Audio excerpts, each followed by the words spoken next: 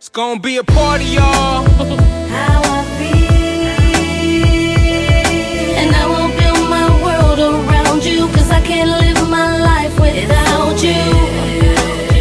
How I feel, 'cause everything I do is for you, what's mine is yours, 'cause I Okay. It's on Tracy. Tracy driving the boat this episode.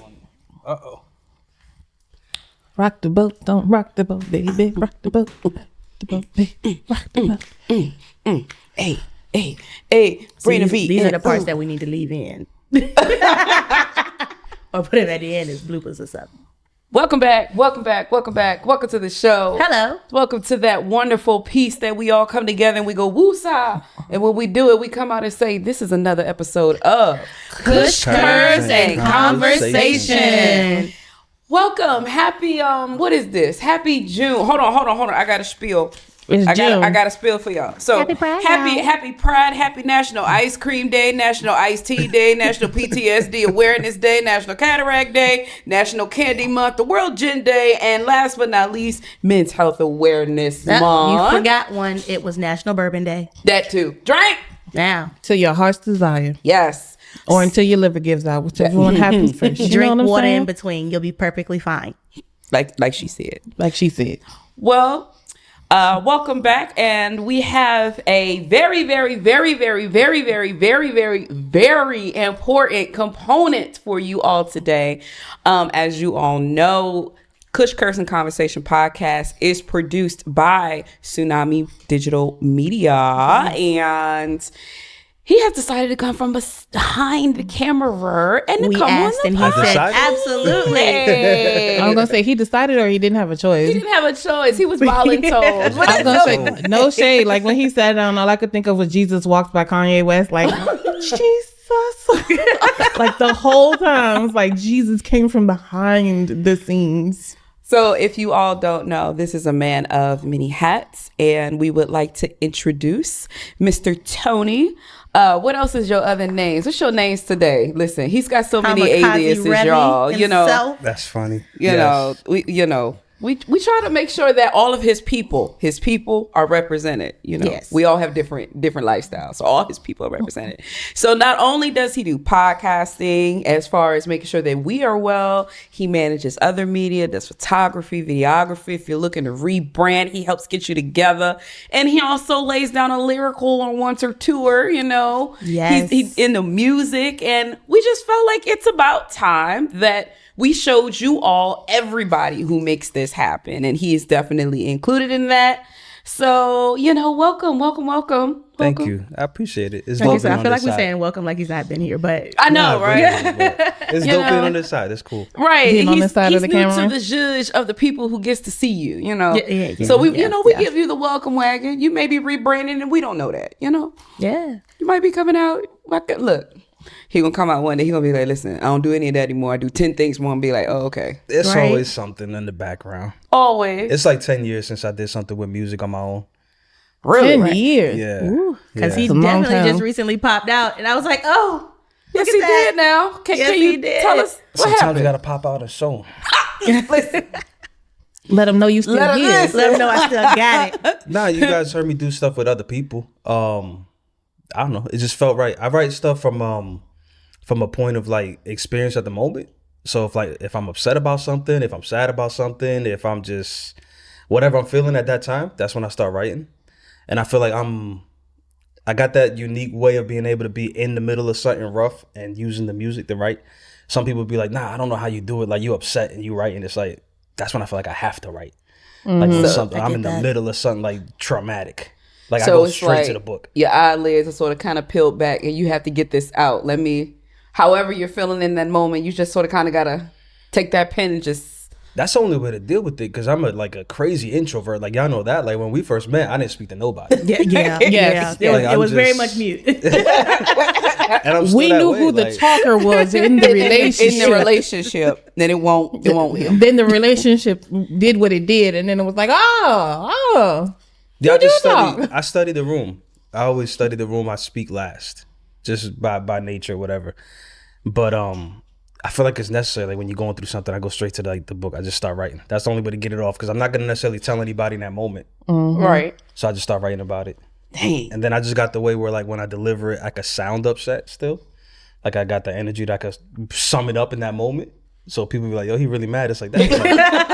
That was like 6 months ago. Like I've been over it. Like, I was mad 6 months. I was mad 2 years ago. It's just not coming out right now. You know. No, it's been in the pot a little bit. Oh, okay. Does it bring you brewing. though? Does it bring you back to that point though when you deliver it? I'm guessing. Like, do you think about it? nah, I mean, maybe in a way, because I'm real nostalgic too. Like I like living past moments and appreciating it, even the bad stuff. 'Cause I feel like you got to be grateful for the bad and the good anyway. Life lessons. Yeah, nah, you grow from that. Like you gotta calibrate and you move forward based on what happened. But I'm always open to talking about stuff honestly. I don't hide it. Some stuff like I wrote a song like about even marriage issues back when things were in a season where things were rough, and people were like, "Oh, how could you write about that?" It's like because it's something I went through. Like, and I feel like if you're gonna be an artist, you might as well just be honest. Like that's all that's all you're gonna have.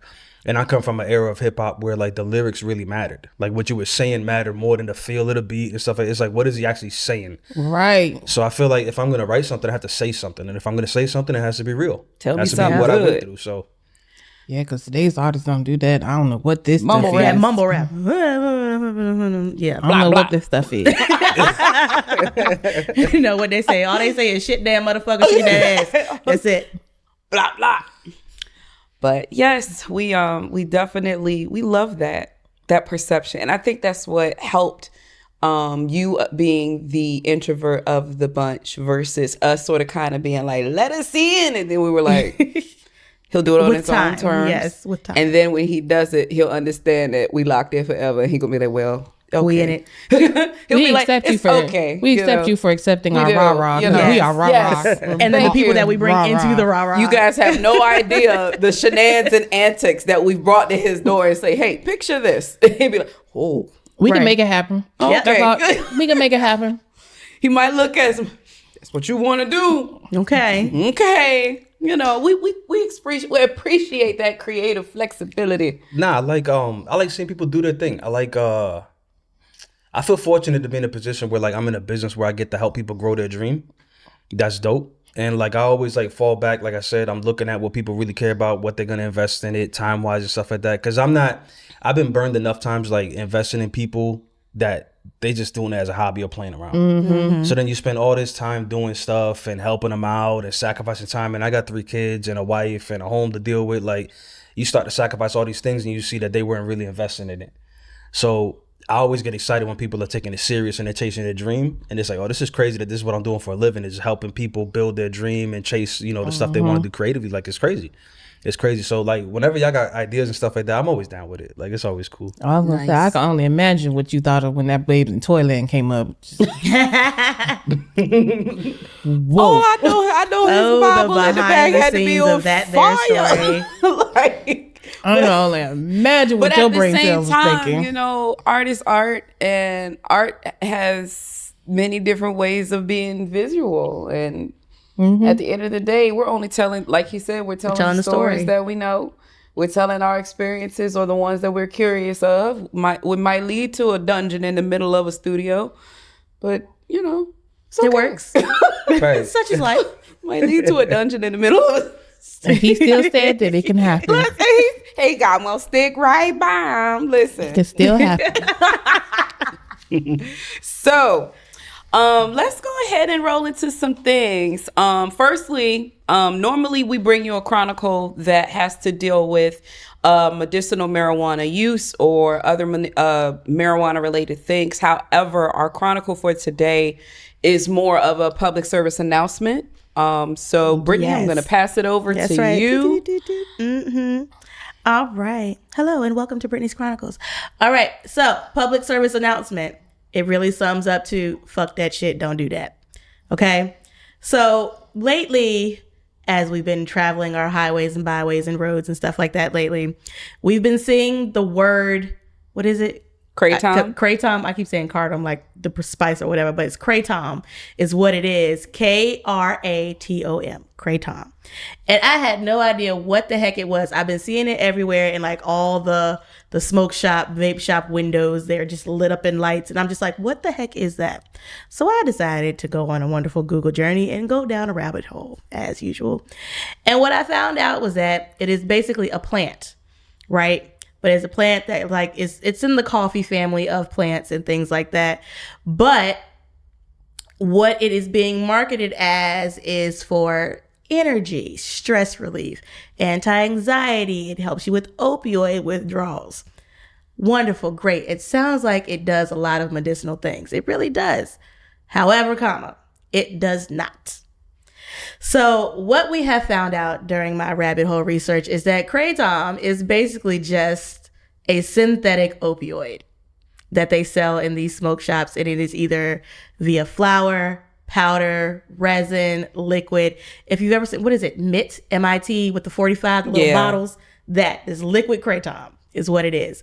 So what it does is that it plays on those opioid receptors that you have in your brain to give you that, that ooh-ah feeling that regular opioids would give you. So like meth. Yeah. Legal meth. Like legal meth, if you will. It's just, loophole meth. Loophole meth. Yes. Oh, God. Or like loophole fentanyl or something like that is basically what I have boiled down to. Loophole fentanyl. Yeah, because it just basically plays on like those opioid receptors that you have in your head. So leaving people to either be addicted to the Kratom itself or crave opioids, and then when they do come down off of it, especially if they've been taking like mass amounts of it or taking it like regularly, like daily or things like that, then they become addicted to it and they just have like, they're fiending for it after that. So they come down real hard. A lot of people have been hospitalized since like, what was the last thing I saw was like 2018, starting 2018 up until now because of it. So a lot of things that people have like been saying are like marijuana overdoses, Delta 8 overdoses, or like fentanyl overdoses have actually been overdoses because of the Kratom. So, yeah. Oh, okay. That's and such. If you can't say it, you shouldn't buy it. That's all I got. So right now, it's being marketed like a piece of candy. It is. It's being marketed like a piece of candy or like a holistic health situation. Like children as young as 12 are taking this stuff for like energy, anti-anxiety medication, stuff like that. And I was like, this is ridiculous. But nobody's like going further into the research to see like what it is. None of this is FDA approved. It's not like what is it? Schedule 1, whatever. It's not on none of them schedules of drugs. But it's also not necessarily legal either. So yeah. But it also depends on like where you live at. Like how you get it at 12? Somebody banning it for you. So like in the state of Virginia, they have the restrictions on it basically is you have to be 21 and up to buy it. But anywhere else, it could be different. It can be different. Oh. So it just depends on where you live at as far as like those restrictions and what it is. And it reminded me of like, I don't know if I'm dating myself or not. Y'all remember Spice? Yes. When Spice was a thing in like school. Mm-hmm. And like that's what the kids were doing. They were doing Spice. And they were overdosing and falling out and vomiting up blood and stuff. That's what it reminds me of. But Spice was readily available. You didn't have no issue getting it. We could walk into a regular store and buy it. Instant store wouldn't know. They would just sell it to you. They're just selling it. And so it's just like, especially if you're buying the liquid one, it literally looks like a 5-hour energy shot. They're not reading it. They don't really know what it is because it doesn't even say Kratom or whatever it is on there. All they do is tell you to have a warning label and say like drink responsibly or consume responsibly, and then you can sell it in the state of Virginia. The end. I'm drinking Boone's Farm, baby. Drink responsibly. Listen, Jesus Christ. But these things are like readily available. It don't take nobody nothing. Like you can find like your cool ass uncle in the street. Hey, look, go in the store and get me this at the age of 12. Somebody will go and get that for you. That's wild. Your local crackhead on the corner. Let me get this and I'll give you a cheeseburger. You know what I'm saying? I don't know. Here's $5. Crackheads don't work for cheeseburgers, baby. Don't ever lie to nobody about that. Okay. Well, yeah. So if you all, If you can't say it, don't buy it. Right, honestly, if you're looking to experience this, I would suggest not. Rabbit hole, because when I say it's in glitter, it's in neon lights. They're making it seem like it's like Candyland. As if a healthier alternative, and it's really not. Yeah, a lot. They're marketing it as like fake marijuana or like a marijuana substitute, but it's not. Like cannabis is not even an opioid. This is an actual fake ass opioid. Like the two main ingredients in it can be found in your regular pharmacy opioid, because it is still made out of a chemical. It's chemically processed and all those wonderful things. Yes, it is derived from a plant, but you know it's still chemically processed at the end of the day, especially when they press it down, make resins and all that stuff, and turn it into capsules and all that good jazz. So yeah, if you're thinking about it, I would suggest don't do that unless you want to be an addict for the rest of your life. That's up to you. Well, thank you, Brittany, for updating us on what we ain't finna do. You're welcome. I think that should be. I can't say it, so therefore I I can't say it. can't say it. So if you see Cardum, think kryptonite. Yeah. Because a lot of the side effects are like sedation, respiratory sedation, and things like that, making it hard for you to breathe, especially if you're like an asthmatic, you got heart problems, all that wonderful stuff. It can cause nausea, dizziness, you know, all the things that they say on them drug commercials that they tell you, you know, still take this. But yeah, that just heavily suggest do not do it. Okay. Well, thank you for that. We're going to cha-cha right into this wonderful episode that we have for June, because, of course, June is Men's Health Awareness. And back to our, our guest, non-guest, guest, non-guest, guest. I guess not. But yes. Our guest, non-guest, guest. So You sitting here, but you're not sitting you're here, not, but you're sitting here. but you're sitting here, we don't want to treat you like Casper, You're a living person. Friend of the show. He but Marshawn Lynch us. I'm here so I don't get fined. It's okay. It's okay. So, I know, right? So, Tony. What's up? Tony. Okay, so. These are the parts that inquiring minds would love to know. How you doing? How's your mental doing? How's your mental doing? You all right? I'm doing better than I deserve. Okay. What? So we as women, ladies, we be having questions, right? And we ask these men, but these men don't always tell us the truth. They don't give us the real. They don't give us the real. I feel like they try to sugarcoat the things that we try to ask them. Like what? I mean, if I ask you, you hungry? And you say, I can eat something, but you don't tell me the something you eat. Men say the same exact thing about women, though. I was about to say women do the same. That's not a really good example. That's not. I was about to say that's a horrible example. That's a cliche. Okay, Linda, if I ask you if you hungry, you say I can eat. I would give but them what more could you of eat? the "Are you okay?" But they say yeah, but it's like a million things wrong with them, but they still say yeah. Okay, that's true. Okay, that's true. That. So. Although women do the same thing. Right. But we just say I'm fine. I'm fine. But you still wear the attitude on your face. They don't as much. You know what I'm saying? I would, without being able to read minds, just speaking for me, I think men would bury more than a woman would. Mm-hmm. You think so? I think they suppress more than a woman would. Not that y'all don't have things to worry about and stuff like that, but I think men will suppress more than women do. You think the hole of suppression is a little bit deeper in a man than it is a woman? That what? The hole of suppression is deeper than in a man than a woman. I don't know that it's deeper. I think what I'm saying is, like, let's say you had 400 emotions going on, and a man had 100. He'll suppress all 100. But you'll give him something. You think I'll give him 50? You give something. You'll give 3, 4, 5. Like something will leak through. Okay. A man's gonna tell you, "I'm good. I'm not gonna talk about it." Like, it's my responsibility to insulate you from everything going on in my head, because if the boat's sinking, we can't all be crying. Somebody's got to be scooping water out. Okay, so I have a question with that. If you are in that suppression, it's not a good thing. No, it's not. It's not. It's not a good thing. That's what I was asking. Like, how do you recover from that type of mindset enough to say, I did it in that moment and now I get to come out of it, because maybe it's not as on fire as it once was, but then I go back into that and put everything back in that bubble. Like, what does that look like? Or a better way to say it, if we are women, what should we understand about what's happening with that? to know how to navigate. That's what I want to know. you. How do you navigate the you suppression? when you are in suppression? No, and when you say you, I know you don't speak for all people, but you speak for your people. Yeah. On today, you speak for all of those. You speak for all people. On today, you speak for them because they're not here to speak for themselves. It's a good topic because I'm working towards it. The music helps me suppress stuff. You don't say. Real quick, I write it down, right? And then I get it out and I don't feel like I have to express it because I already did. The page already took the emotional burden off of me. But that's also not as healthy as it could be to just open up and say I'm going through X, Y, Z.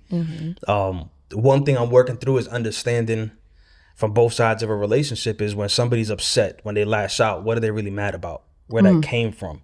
Because a lot of times there'll be little triggers and stuff like that. Like a man will come home with the pressure of the job and the pressure of finances and the pressure of keeping the family together and these bills adding up and how you were treated at work. But you got to show a certain face and be dominant and in control and all these things that's in your head. Like, you know, women have similar pressures too. But speaking from a man's perspective, you get home for a certain release, peace, and the slightest interruption could throw you off and trigger you. And where you could have responded calmly, you would really had your mindset on, I'm going to unburden myself. And now that was interrupted. And what comes out is anger, frustration. Now I'm, you know, bickering with you or snapping back at you. And it's like, it really ain't that. You really going to argue about that? And it's like, I'm not upset about that. Like it I'm was upset about everything else. something I else. came to unburden myself and that was interrupted. And I think from a creative person perspective, and this has been something I had to kind of educate at my house, it could be frustrating to get that muse to write or to create videos, pictures, whatever, and then that be interrupted. Yeah. And that's kind of I get weird. that. Yeah, like not everybody gets that. Like if some people be like, oh, what you so upset about? Like it'd be the dumbest thing though. It'd be like, hey, food's ready. You want to come eat something? And that'll be a trigger. It's like, yo, you really like knocked threw me me out the off. floor. Like, and then you frustrated and it's like, oh, I would just offer you food. And that's a sweet thing. But at the same time, it's like when you live with a creative person or somebody just that has this creative thing, like, you know, they got Gotta the get muse it and out they're before inspired. they can move on. Yeah, like you got to kind of learn to like, all right, they're doing the thing. Let me give them some time or whatever, like, and get to it later. But that's something that I've had to be more vocal about in terms of relationships and in terms of like giving myself permission to tell people, like, you guys did an episode with the men not long ago. Well, it feels like it wasn't long ago, but you did the episode with the men and they talked about the whole alpha personality and all that stuff, right? And I feel like you have to give yourself permission to say you were hurt. You have to give yourself permission to say I didn't like that as a man. You got to be able to say that because most men that are in a good relationship, they got a good woman that is willing to accept that. They actually ask for that. They want that. But the man has to take responsibility for his own stuff and say, I'm going to open up and just kind of release this and be open. So it's like a two-way street. Like me to know when you to be left alone is a language. And then you to know that it may not be her bothering, but it may just be a moment where you have to come out of that mindset to You be have to like, all right, communicate hey, that. yeah, I got it, but give me da-da-da-da and I'll be back in that, you know. I think as women, you know that, like, we're not always upset about the things we say we're upset. You know what I mean? Like, we're not mad about that. I'm mad about everything that came before it or after it, or I'm mad about the reaction that I was expecting that I didn't get. So I think we need to be conscious of, like I said, where did the anger come from? Where did the reaction come from? Was it really they're mad about you left your socks on the dresser? Or was it something else going on that, like, that was the last thing and he's just not telling you? that was the last dumb thing that's like, I've had enough, that's it. Like, now we're going to argue. Like, I ain't mad about the sock. I'm mad about I was dealing with 40 things and now I got to deal with the sock on the dresser. Okay, I get it. So we as the women won't always receive what the real issue is. No, and it's not good. It's something men got to work on, something I got to work on. I'm not saying to accept, and here's the thing too, like I say that and I want to be careful, like it's not to accept any kind of disrespect either or to like be treated any less than, right? Like I'm saying there should be, I would encourage people to ask more questions about, you know, how are you doing? Nah, I'm good. You sure? You need any help on anything? Anything I can take off your plate?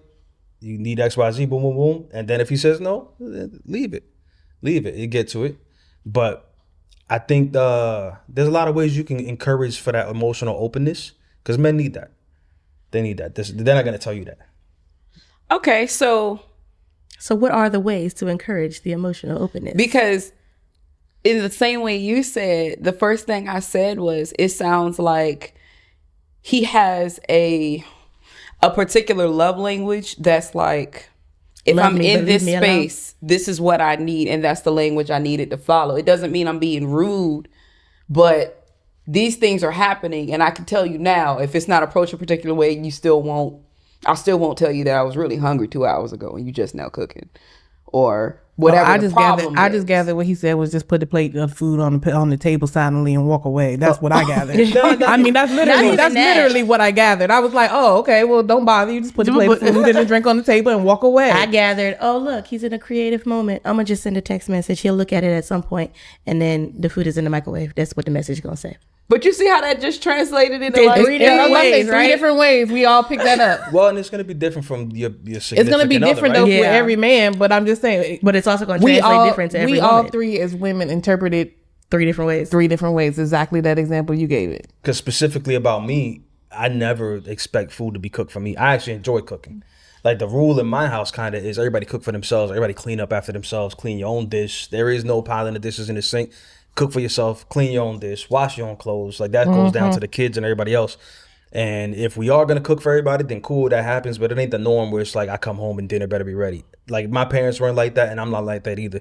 I got too much respect for the women in my life to be on some the dinner better be ready by the time I get home. Like she's working. You know, I don't come from a super affluent house where it's like where the woman can just be waiting on the man and he gets home every day at the same time. Like I expect and understand and respect that she got sacrifices of her own too. She got home tired. So really, when it was, you know, when I lived with my parents, it was whoever got home first was just getting to it. Like, and it wasn't a argument. It wasn't like I did you a favor. It's just by nature of me getting here first. Let me just get it started or whatever.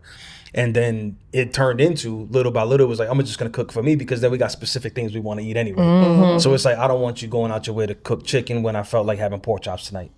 So it's just like, at most what we do is like you hit the other person up like, hey, you know, before at this hour, take out the meat.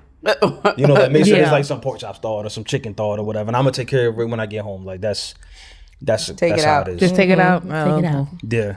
I'm about to say, no, we not fortunate like that. It's whatever I cook, you gonna eat what If I'm you gonna don't cook. eat that, then it's hot dogs. It's hot dogs or some sandwich meat over there. You know what I'm saying? But That's other than that, So you feel like you would cook, like you would have it ready? I cook now. I have it ready. So would you get offended? Like I walk in and I'm like, I don't want that. I'd be like, well, There's I a guess you hot gonna find dog. something else I was to about to eat. say find something else to eat, but I think it's peanut I butter better. don't want you to jelly look in at the the trouble cabinet. though. It's like I feel bad, like, you know. Well, I we wouldn't. grew That's up lunch for different. We myself grew the up next day. different. So I say we grew up where, and this was even down to my grandma. It was like I cooked it, you better eat eat it. If you didn't eat it, I'm so sorry for your loss, but this is what we having tonight, kind of thing. So because like I said, my Are we grandma. saving it for tomorrow? You throwing it out? No, no, you we- don't. it's- Oh no! You don't. You waste don't eat. food. It's gonna you get don't ate. eat. Yeah, okay, It's gonna get It might ate. not get Yeah, ate by yeah. you, By it's you, gonna but get it's ate by gonna somebody get else. ate This is lunch because- for somebody else the next day. Myself probably. Yeah. You I was know. gonna say because, like, even down to my grandma. So my grandma had 8 kids. She has 8 grandkids. At one point, we were all there. So it was like when I made food in mass, this is what we ate. If this was something you didn't eat or you couldn't eat, either. Cause like my uncle has like specific, cause he's on like diets every blue moon. So they come, like if we're eating meatloaf, okay, he's eating salmon, but he brings the salmon and he cooks it himself. That's an example of that. But when we were little, like my grandfather, he made collard greens, and he was like, I cook collard greens. And This is you're what gonna we eat eat for dinner. This is what you're gonna eat. And I was like, I don't eat collard greens. And he was like, well, this will we eat for dinner tonight. You can eat it or not. But and so like I But ate he was collard also greens. a believer of you're not gonna throw this Yeah, away. you're not gonna So throw this away. It's gonna get ate by So somebody. I ate Right, it. right. I to this day I don't know what it tastes like, but I ate 3 scoops of it and just swallowed. I didn't even chew it, just and that was it. You know what I'm saying? So that's kind of how it is. And so now it's even to the point where like when I come home, I meal prep a lot of stuff because my son is in sports. So it's like I took it out this morning. It's been thawed. It's been seasoned last night, whatever. I already know what it's going to be because he got to be out the door at this time. We got to sit at 9 times out of 10. I'm eating dinner at the ballpark or in my car. So it is what it is. And then whenever my dad gets home, it's just waiting. If he don't want that, then there's some other stuff in the refrigerator. You fix that. But 9 times out of 10, it's not getting wasted because at this point, inflation is too much for food to be wasted like that. So that's That's how it is. That's how I live my life. But my mama always told me, you don't start something you can't finish. I know So that's right. if you're not gonna start off that way, a relationship that way, don't continue that way. We live by at home. We live by you take what you want, you eat what you take. I don't do the whole. Can I get an 8-piece nugget? And then you eat one, and then you leaving the rest. You eating every last one. Every nugget. Yep. And you better dip everyone in this sauce you asked for. I get in trouble with that with some parents because like I'm real strict with the kids on that. I'm like, what do you want? "Oh, I want the milkshake or whatever. That you gonna eat it? Yeah. And then it's sitting there. I don't want it no more. We ain't leaving till you finish that. Like finish that. Like I'm not. And I got one that's 17 years old now. She's gonna be 18 soon. And I'm like, you're gonna start working. You should start paying for your own food because I'm not doing this whole. They're so indecisive. Leave They it are there, kids like- are so indecisive, and Oh that's my the thing. God. So Well, I let them pick wherever they want. That's the thing. That's what gets me. That's They- where I get they the have the frustration. choice. It's I'm like, just you get better what you want. follow You have through. to eat that. Like you have to eat it. Like I'm weak. I get that. we don't air fry a whole bunch of fries and nuggets. yep. 'Cause it's not going to waste, honey. It is Nope. not going to waste. It'll be there in the refrigerator when you're ready for it, kind of thing. But that's just how it is. Or like you send that convenient text message and say, hey, look, this is what I'm thinking for dinner. If they say no, they don't like it or whatever, you have that conversation. Do No, you I have don't like any that. Okay, well then suggestions? we'll move on to something else. Pick one of the major 4 food groups. You know what I'm saying? Okay. All TV right. Street. New question. What's the most misunderstood piece from men to women, in your opinion? Misunderstood. That's a Piece like a what? real It's not a trap. the what? What did it say? Trap. It does. That's why I said piece. What kind of piece? Like, what's one of the number one P-E or P-I? piece, like a piece of, Okay. like in the relations of men versus women, what's the one top tier thing that most women get wrong about men? About me? About to say she just put a whole lot on your shoulders. Man, right. Men. You are all men. About men folk. me, Men. I think I'm more specific with my words than I get credit for.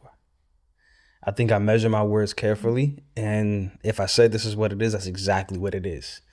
Don't try to misconstrue it and change it. And you said this because you meant that. No, I said exactly what I meant.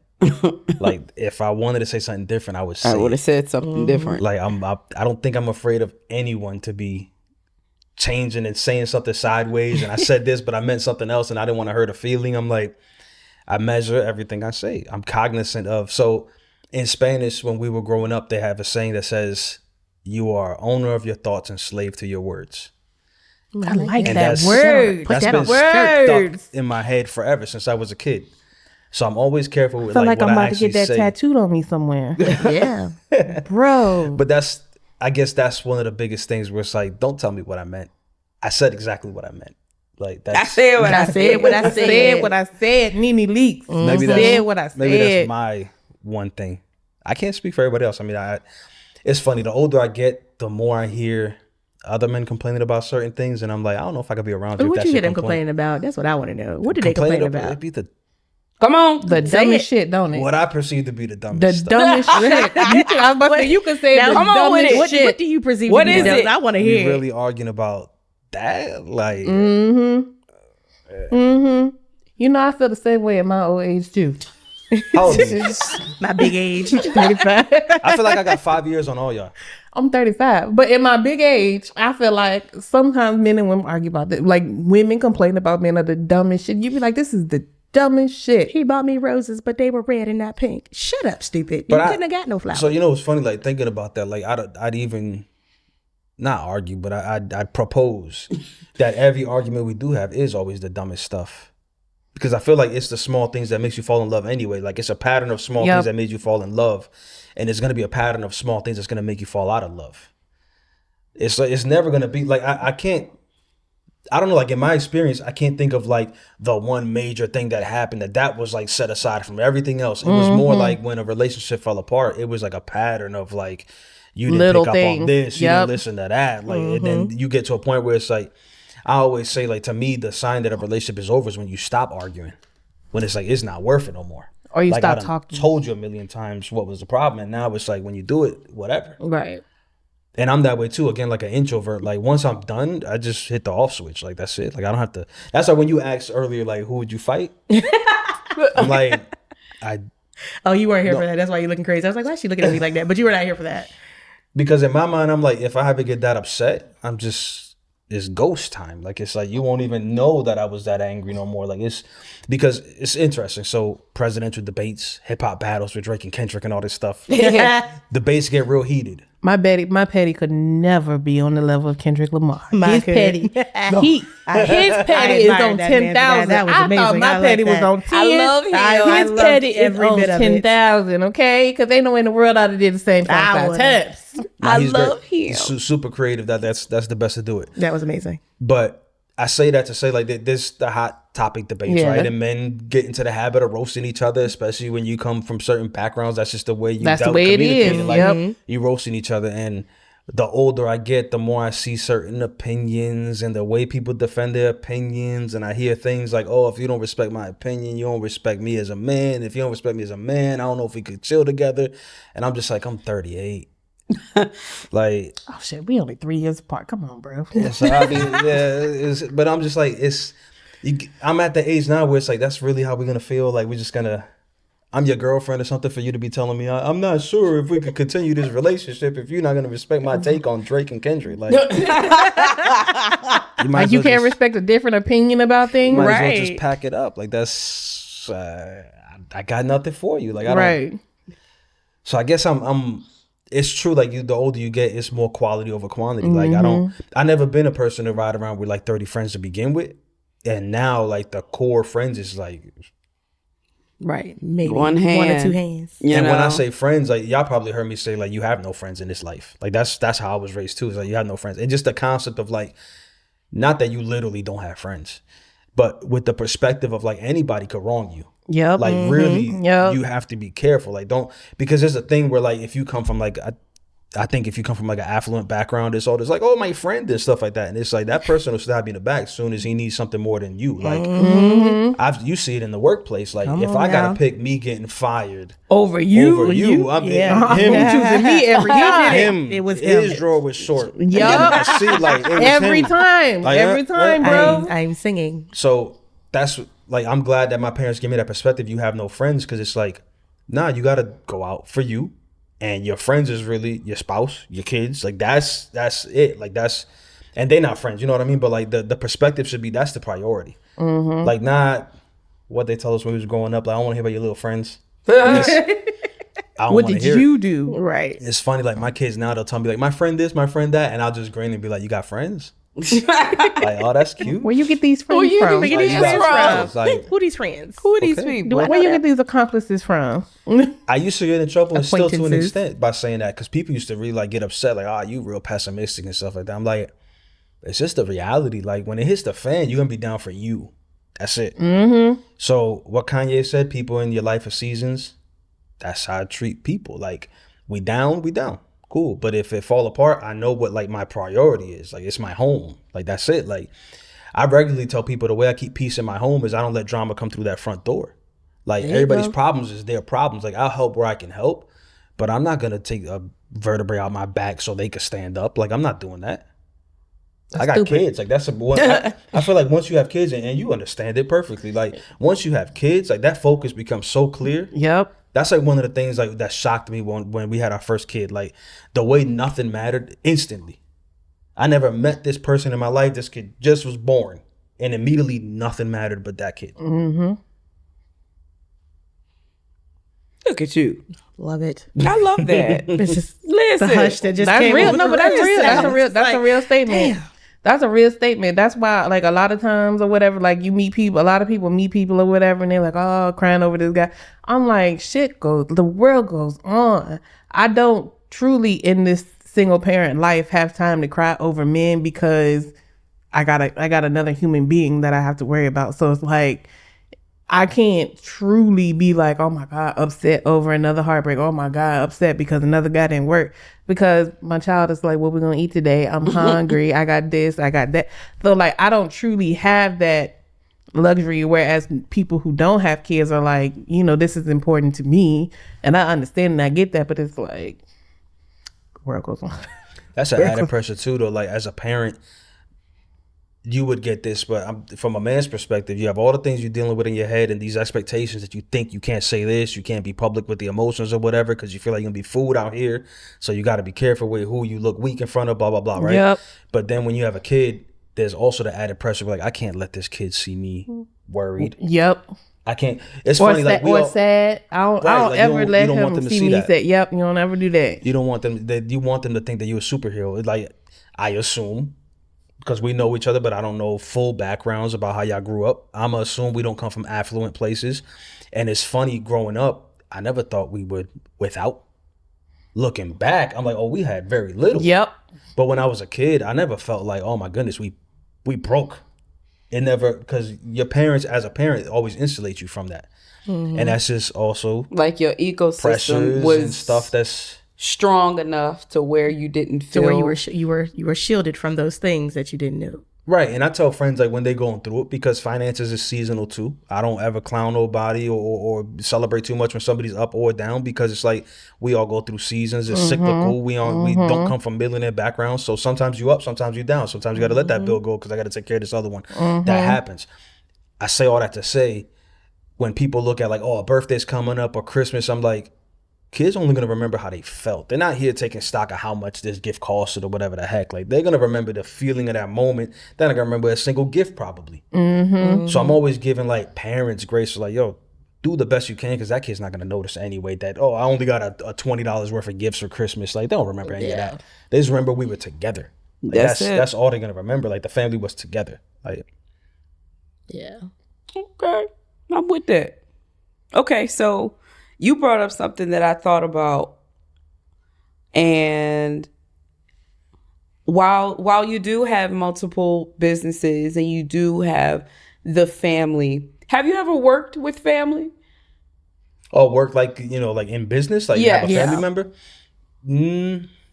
No, I'll be honest. We've tried it. We've dabbled in it. We talked about doing that. It hasn't happened yet. I'm not opposed to it.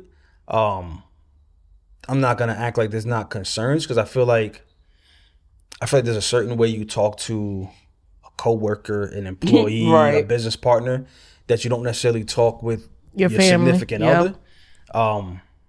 And I'm pausing because it's unfortunate, because what comes to my mind is we're quicker to be more disrespectful with our own family than we would be with like an With employee, an for example. employee. Like, if you working with a family member, you quick to be like, yo, stop being lazy, get up and go do that. Yeah. Versus an employee, you be like, hey, please, can you? And I'm pausing because it's real unfortunate now that I think about it. Like, it should be the other way around, kind of.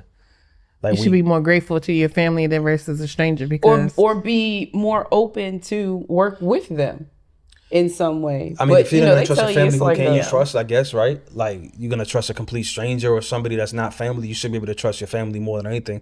And even that's not a given, but ideally, right? You would want to do business with your family because that's people invested in your success more than anybody else. But it reminds me, like, so Nikki Giovanni was speaking to James Baldwin once. James Baldwin's one of my favorite writers of all time, and she says, "Because I love you, I get the least of you." So because I love you, I get to get the hell from your day where you take your whole day out on me. Because I love you, you get to go put the mask on for your boss and your supervisor and your coworkers. And then since I love you, I have to get the absolute minimum from you. I get to get all the yells and the frustrations. So those are things I keep that in mind. Like, I'm like, how can we do better? How can I do better? Because it ain't their fault. It ain't their fault that they didn't deal with the mask I had to put on. And even if, and I think, what happens is that men feel like they put that mask on for you. And maybe some of that connects. It's like the frustration is like, I'm having to put up with this because I'm trying to protect you. Okay. And maybe there's a connection there where like the frustration is like, you don't ask me no questions. I put up with all of this quietly. I suffered in silence for you. So don't ask me about it. Maybe. But it would take for you. maybe. But it would also still take for you as the male to put yourself in that shoe, like you just did, of I'm observing that because I love you, I get the least of you. And I feel like when you just said that, I was like, I can't dispute that. I can't go against what you just said, because if you really think about it, to have a provision, to say you provide for something at a certain extent, you have to sort of kind of go into a lock, like you have to lock in order to produce that. And if you locking in means I'm protected, but I get the least of you, it sucks. I was feel gonna like it say, I happens. don't know. I feel like it happens. I feel like it does happen too, but I also feel like if he wanted to, he would. And that's just my personal opinion on the matter. Like, You wanted to say it? yeah, if you wanted to, you would. As a human being, period, I feel like we do what we want to do, period, point blank. So if this man was truly into, and it's not saying, you know, all men are the same, but this just saying like, if Like he using wanted pressure to, as a scapegoat.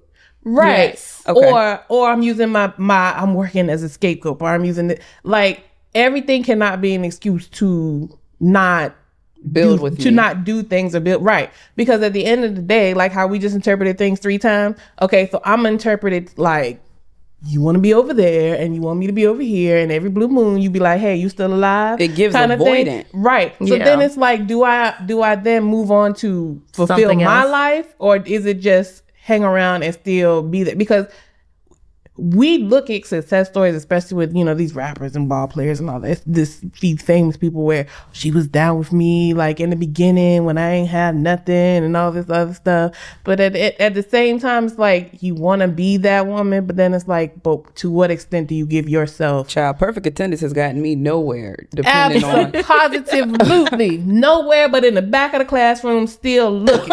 Okay, so now it's like, do you go out there and you just be a whole bitch and demand his attention, or do you just sit in the back of the classroom quietly? And I must say, perfect attendance to the person who is waiting to replace you is also a thing that may be the result of trying to only function between this type of bubble. Because if I feel like we're actually building something and you are giving me the least amount of you in the hopes of going to go do something, isn't that the whole definition of that Tyler Perry movie, Acrimony?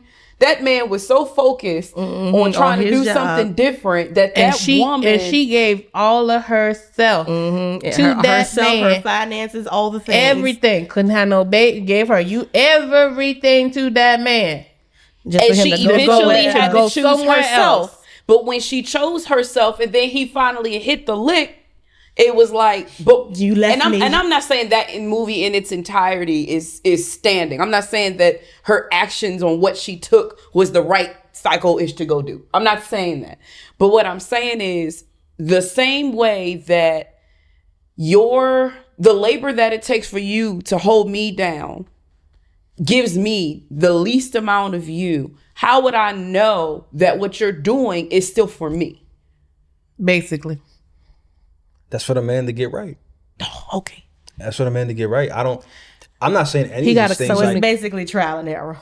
well, Or and I want to be experiment. clear. Like, That I'm not, sucks. and I want to be clear. Like, I'm not saying any of this is the responsibility of the woman at all. I'm just This giving you is the true. perspective of like, this is the why. I'm not making an excuse for it or saying that it's acceptable at all either. I'm just that's kind of the way my brain works, and that's kind of that's kind of how I see. Again, we are not speaking for all. We are Yeah. speaking No. for him, he says. But I've seen other men kind of have similar experiences and opinions on that. Not to derail it completely, but it made me smile too much. So y'all like Tyler Perry? What? You brought up Tyler Perry, like and The- you had the real movie. specifics As about in the the movie. movie. No, The but movie. do you like Tyler Perry movies? I don't have an opinion about him, to tell you the truth. Tyler Perry does not like black men. I can He does not. This man makes every movie based on the black man is- Did her wrong. will Being a destroy bus you driver. Yeah. and drive women to just the end of Black their jobs. wits. Every movie like just seems that way. I'm like, what's Black your jobs. problem, man? Like, but I get where you're coming from with that. I do. Or because he's also been painted in the light that black women should lower their standards with these movies as well. Like if you notice, it's always a well-to-do woman And who then falls she in goes love for, with like, like a somebody bus else. driver or like a teacher, a yeah, or coach, like or something something like So that. it's like her tax Okay. bracket and his tax bracket are He's two still different. Very true, and it's like No, you need to lower yourself to get you a man, and it's just like, you he know, orchestrated the movie. That's the only reason he got in my sentence. That was it. because Lionsgate produced it, You know? and Tyler Perry and Lionsgate are in bed together. That's why it was. Yeah. That's why he Yeah. popped up. But No, but to go back to get back on the rail as far as that, like, I don't know how to fix it, you know, because it sounds like you want like the answer, like what's the key to get past this, right? and want even an if I answer, maybe don't like a receive the suggestion. key, if I know you are functioning in a capacity where it's really about to look like 80-20, as in you can only produce this 20 and I have to produce the 80 in order for the house to finish functioning, that's one thing. But for me to constantly feel like I'm in that state because you don't want to talk to me. We got to do better.